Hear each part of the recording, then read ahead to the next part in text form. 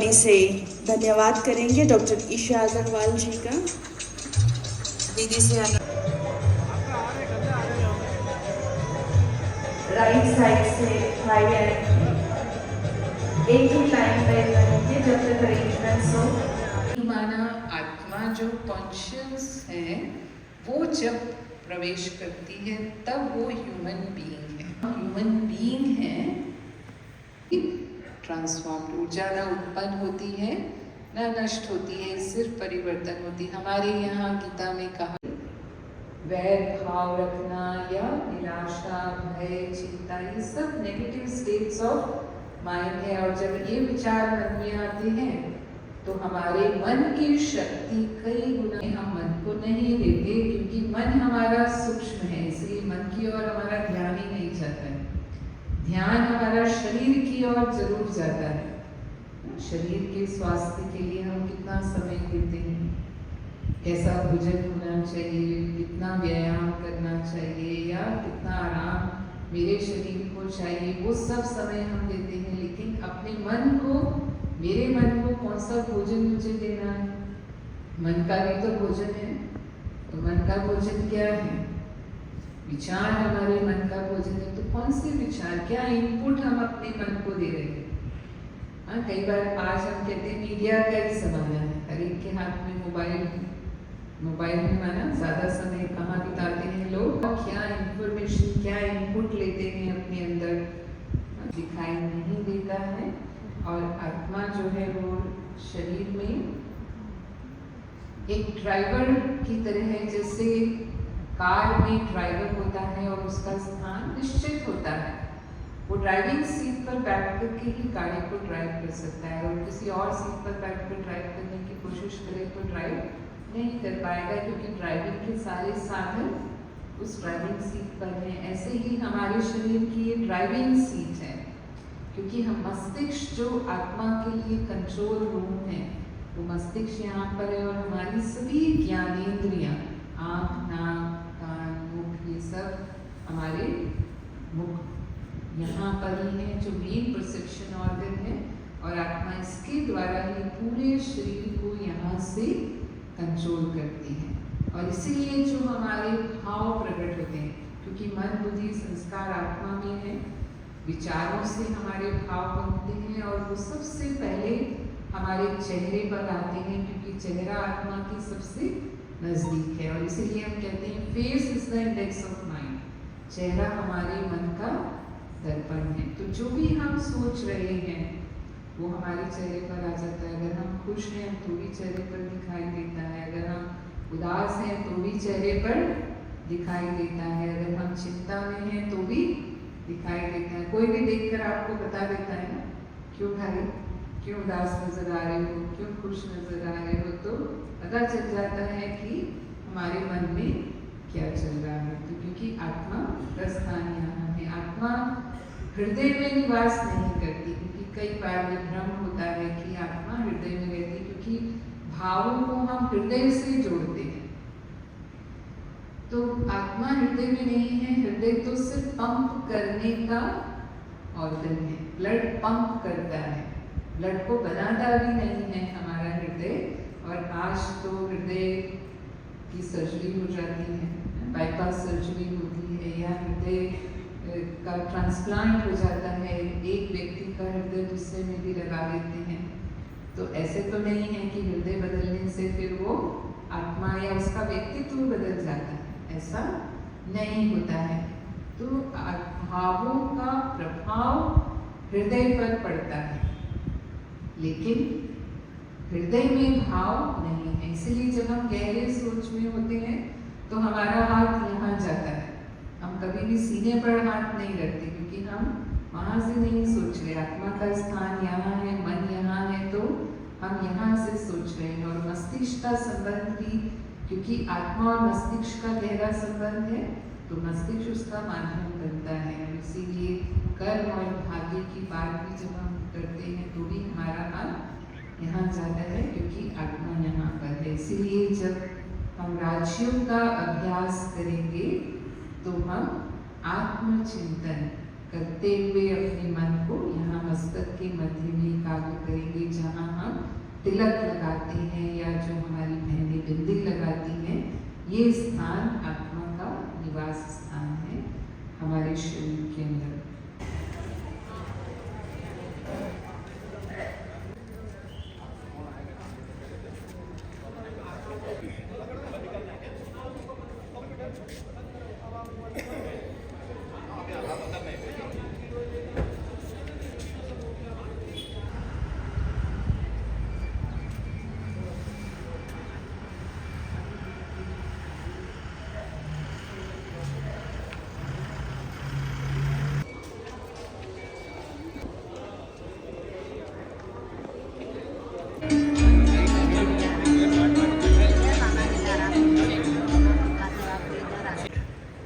Therefore, I request all of you, मैं आप सबको रिक्वेस्ट करूंगी कि आप शांति से उस पिता परमात्मा को आह्वान कीजिए हमारे समक्ष।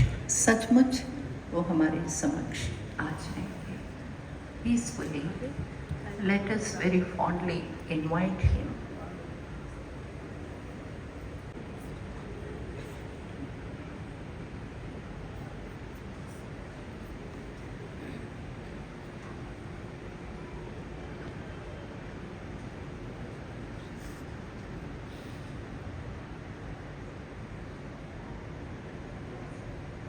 ओम शांति। ताकि अगर आपका प्रोफेशन में अगर कुछ वालों को बहुत बहुत बहुत इसलिए मैं आप यहाँ की जो चीज़ें जो आप तो इसमें बहुत बहुत तेज है, वो आपके हस्तों से दुनिया को दे दीजिए। देखिए दुनिया कैसे सुसंपन्न दुनिया बन जाती है।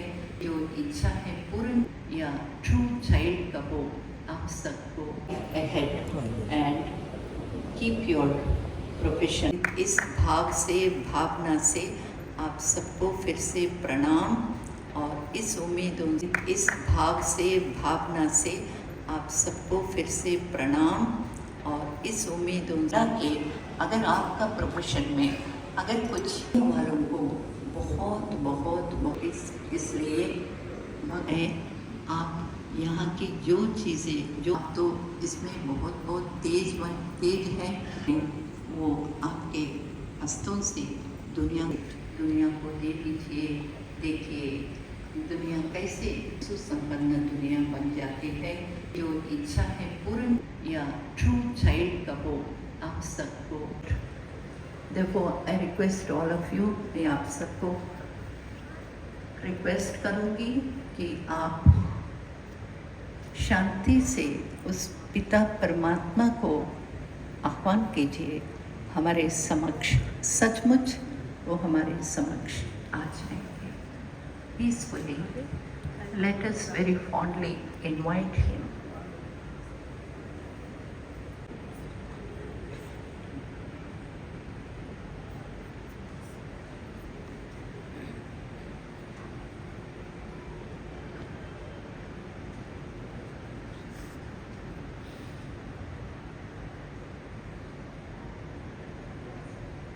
Om Shanti.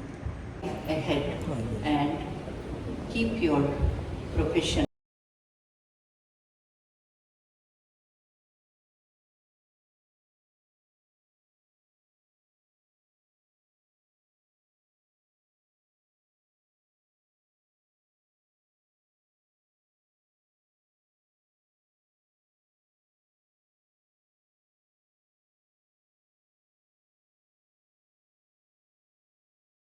तो समाज उन्नत बन सकता है। यही आपसी स्नेह सद्भाव वो है हमारा चिंतन श्रेष्ठ। हम तालियों के साथ अभिनंदन कर रहे हैं। हमारे बीच पधार चुके हैं माननीय राज्यपाल श्री हरि भाऊ बागड़े जी, आदरणीय राजयोगिनी बहन मोहिनी जी, आप सब का अभिनंदन अभिनंदन अभिनंदन।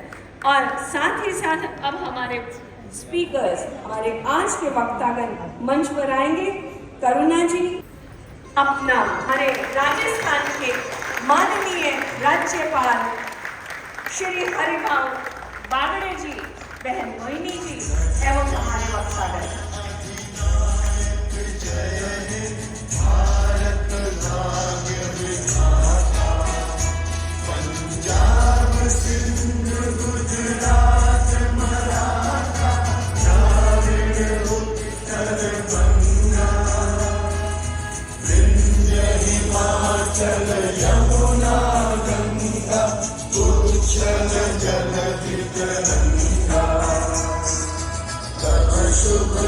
दंडरा अभिषेक जी केवल मेरे को पीछे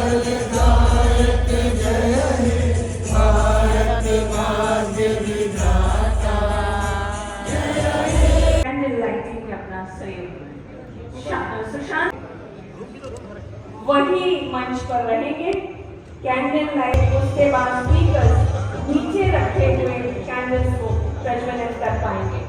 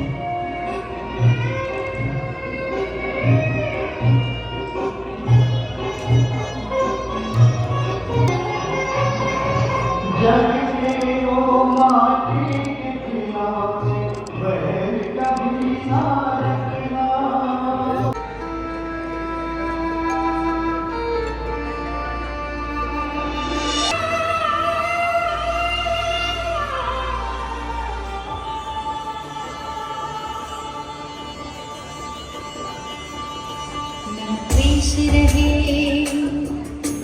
राग रहे,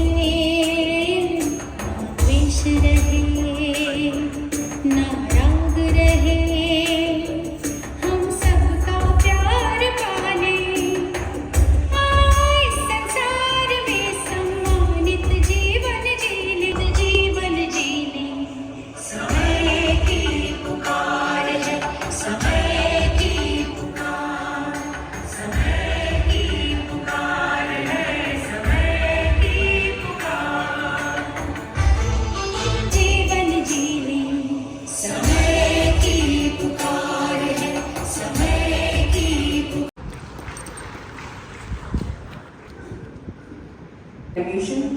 director president global IT and communication, आप सेक्रेटरी FM रेडियो मधुबन।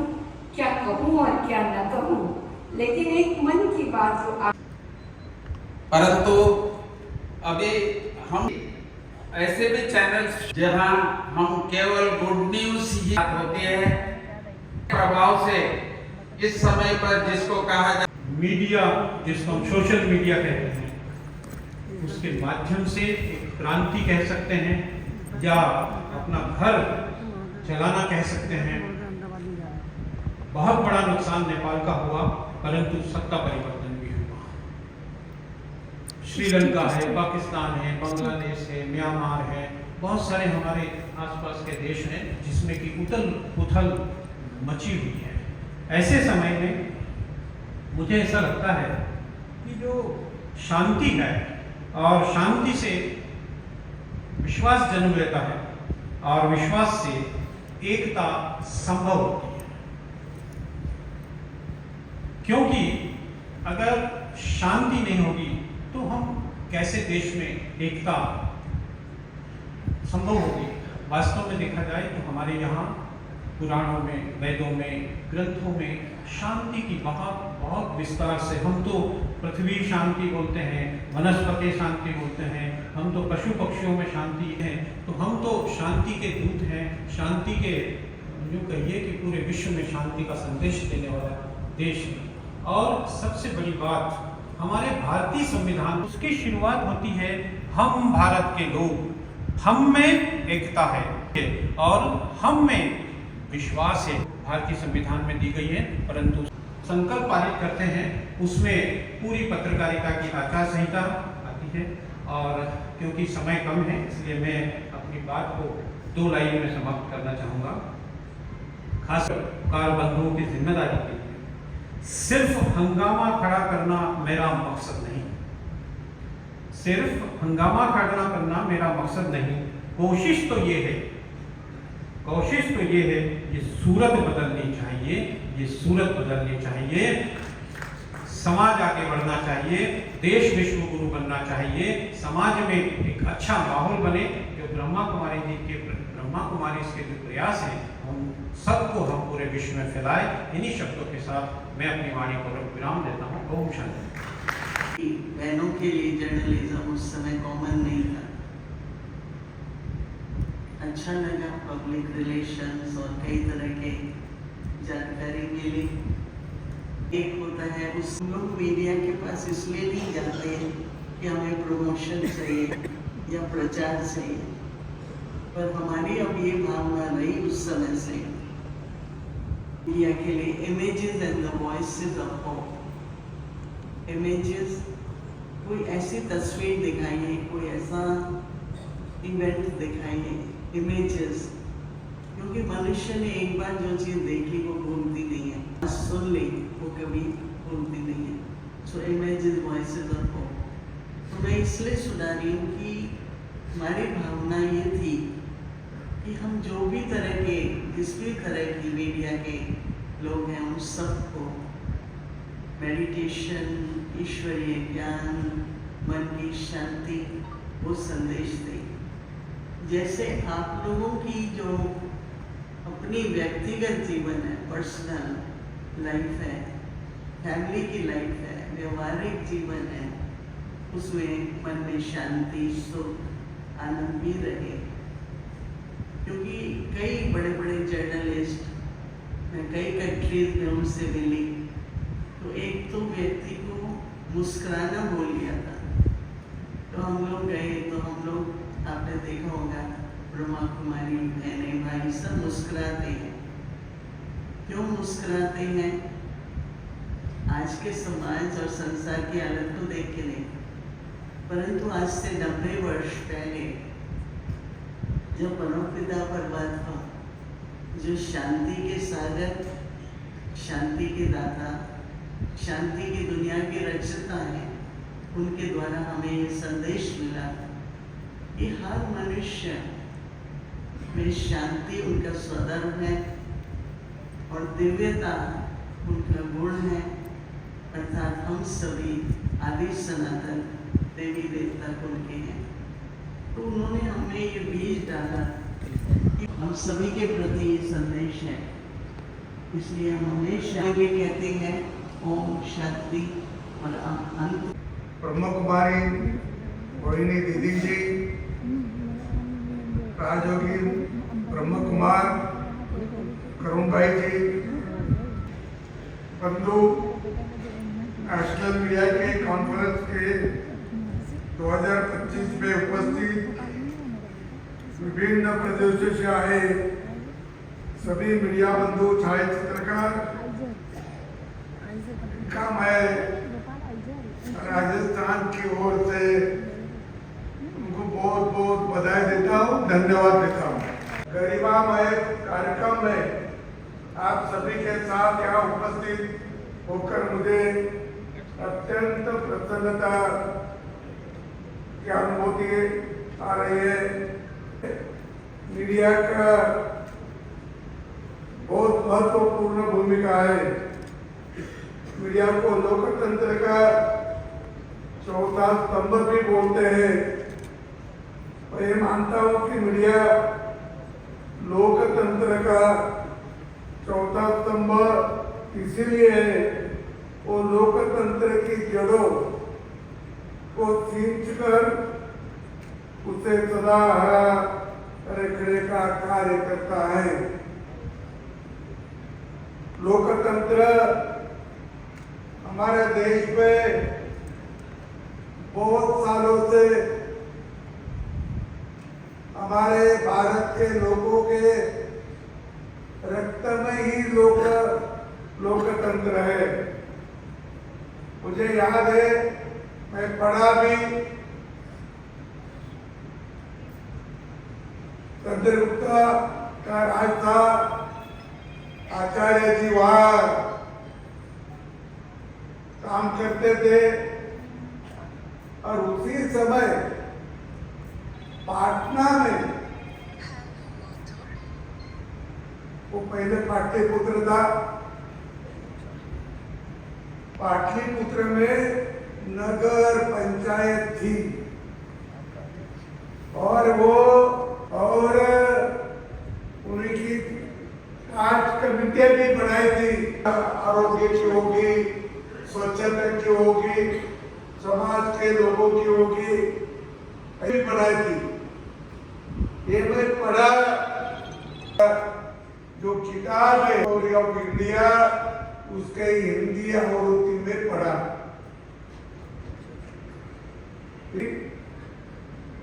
कोई ना कोई किताब में इसकी मालूमात उन्होंने पढ़ी होगी। तो इतने सालों से अपने पास लोकतंत्र है।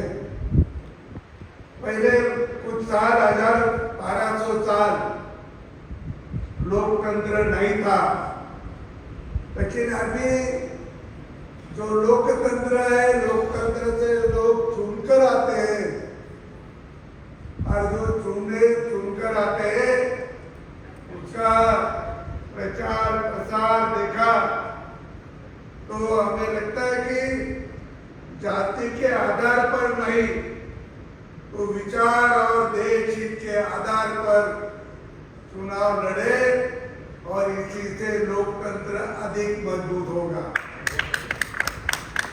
विचार और देश के प्रति श्रद्धा से जो काम करेगा उसका सही लोकतंत्र लोग मानते हैं। मीडिया वालों ने देने की जरूरत है।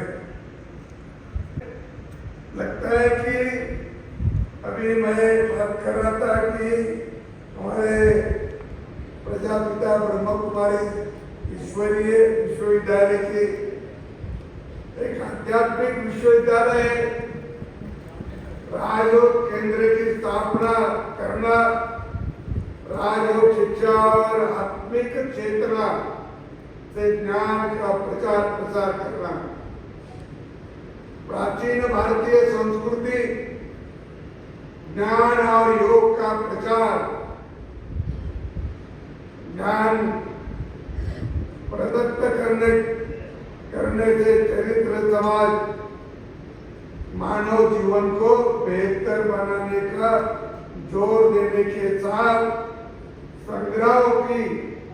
संग्रहालय, किताबों के प्रदर्शनियां, सेमिनार और सम्मेलनों का आयोजन, भाईचारों के समर्थन, साक्षरता बढ़ावा देता है। एक महत्वपूर्ण काम ब्रह्मा कुमारी ईश्वरी विश्वविद्यालय की ओर से चलता है और भी कुछ काम करते हैं। नशा मुक्ति हो, पर्यावरण जागरूकता हो, अंधविश्वास पर विश्वास न रखना, ये भी काम करते हैं। मुझे याद है, मैं पढ़ा है कि 1937 में इनकी स्थापना हुई और वो कराची में हुई, और कराची में जब हुई तो दादा लेखराज जी, उनको ब्रह्मा बाबा ये अब कहते हैं और ब्रह्मा बाबा के नाम से वो सब परिचित है। उन्होंने वहाँ स्थापन की और स्वातंत्र के बाद 1-2-3 साल में उनको लगा कि आप पाकिस्तान में रहना ठीक नहीं।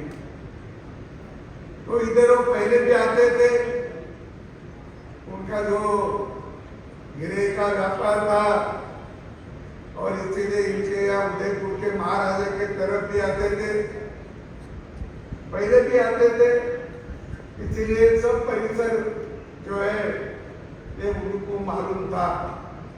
फिर उन्होंने ये सोचा कि अपन भारत में जाएंगे।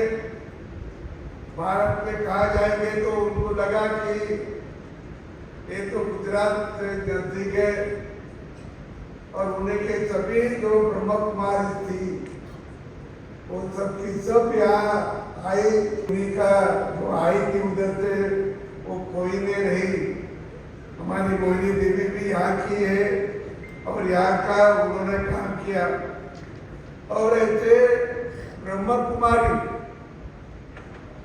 बहुत काम करते हैं, हर गांव में जाते हैं, जहाँ जहाँ उनका राजयोग केंद्र है वहाँ लोगों को, महिला को विशेषता वो अच्छा रहने का, शांति से रहने का, या उनके जीवन में तरक्की हो बताकर अपने पे जोड़ी जाती है। और एक विश्व महिलाओं का इतना बड़ा संगठन और कहीं नहीं, वो केवल प्रजापिता ब्रह्म कुमारी का है। दूसरा कौन सा विश्व में इतना बड़ा संगठन नहीं है महिलाओं का, ये भी आप जानते हैं। और इनकी जो संस्कृति अपनी तपश्चर्या, योगा, आयुर्वेद, वेद, समर्पण, त्योहार, ब्रह्मचर्य, गुरुकुल शिक्षा की सेवा करना, गुरु के प्रति सदा सेवा तत्पर रहना, नैतिक, शूरवीर, पवित्रता, पतिव्रता, रामायण महाभारत, इनका भी ध्यान रखना, ये भी अपनी संस्कृति है। अपनी संस्कृति भारत की विश्व में सबसे पहली संस्कृति है। कितने एक बार वो लॉर्ड थॉमस मैकानो, तो उन्होंने 2 फरवरी 1835 में सभी गवर्नर के सामने एक भाषण दिया और वो भाषण में कहा कि भारत को अपन ज्यादा दिन अपना गुलाम नहीं बना सकेंगे। क्यों? तो उनके पास नैतिकता बहुत है, प्रामाणिकपना, ईमानदारी है, एक दूसरों को मदद करने की इच्छा शक्ति है। और मैं सभी और घुमा हिंदुस्तान में तो हमारा पूरा इतिहास मालूम है। हमें किसी पे आक्रमण नहीं किया, सर्व धर्म के लोगों को हम मानते। मुझे एक भी ऐसा जो सनातन धर्म मानता है उसके कोई प्रवक्ता नहीं मजबूत हो रहे, और किसी ने हमारी शांति बिगाड़ने की कोशिश की, हमारी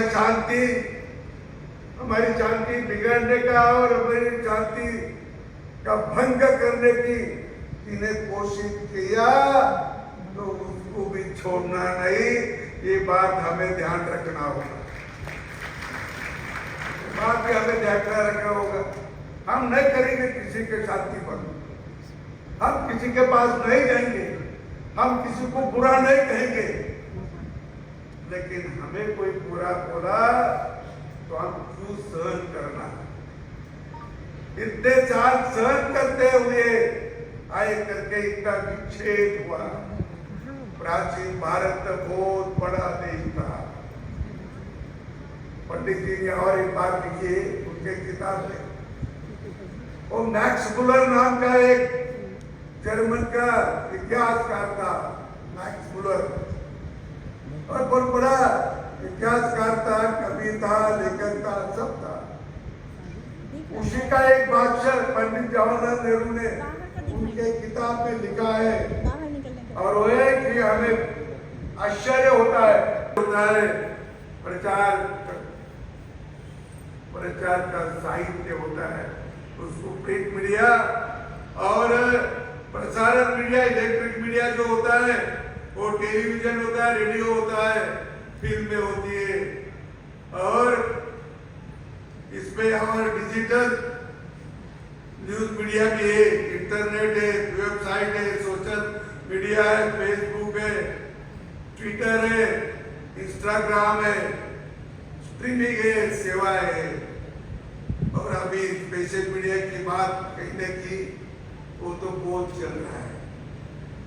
पर कार्य सूचना देना, लोगों को शिक्षित करना और जागरूक करना, मनोरंजन करना और जनमत को ज्ञान देना, ये उनका हेतु है, ये उनका उद्देश्य है। लेकिन अभी ऐसा हो रहा है, इतना होता का ज्यादा होता है हमारे, और उसमें तो कृत्रिम बुद्धि भी आ गई। कृत्रिम बुद्धिमत्ता से क्या क्या चित्र निकालते और क्या क्या वो मीडिया में डालते, और इसीलिए हमारे यहाँ तो हमारा मनोरंजन तो होता है, पर मनोरंजन का करते का काम हमारा वैयक्तिक पेज पचराने का भी काम होता है, वैयक्तिक पेज पचराने का भी काम होता है, और एक प्रदेश के लोगों के सामने हमारे। और फिर राज्यपाल महोदय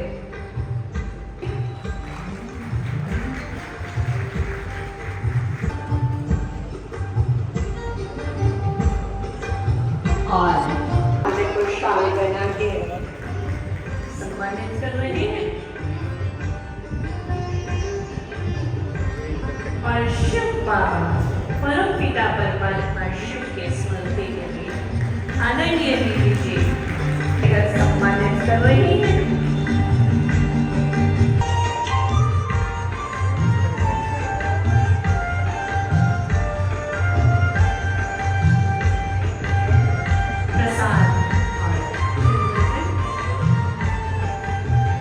और अब मंच को ईश्वरीय भेंट को नमन है।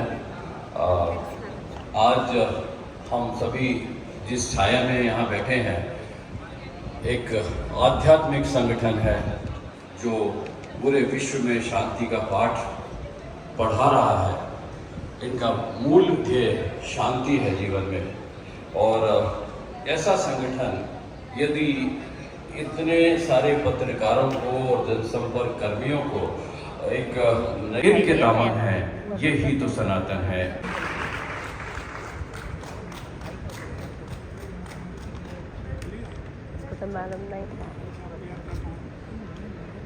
कविता के माध्यम से बहुत गहरी बातें आपने कह दी। अपना दो शब्द बोल दे आशीर्वाद के रूप में।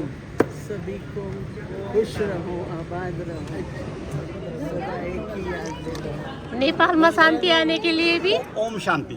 ओम शांति बोल दीजिए। दूर दूर दूर से चलिए आप दीदी को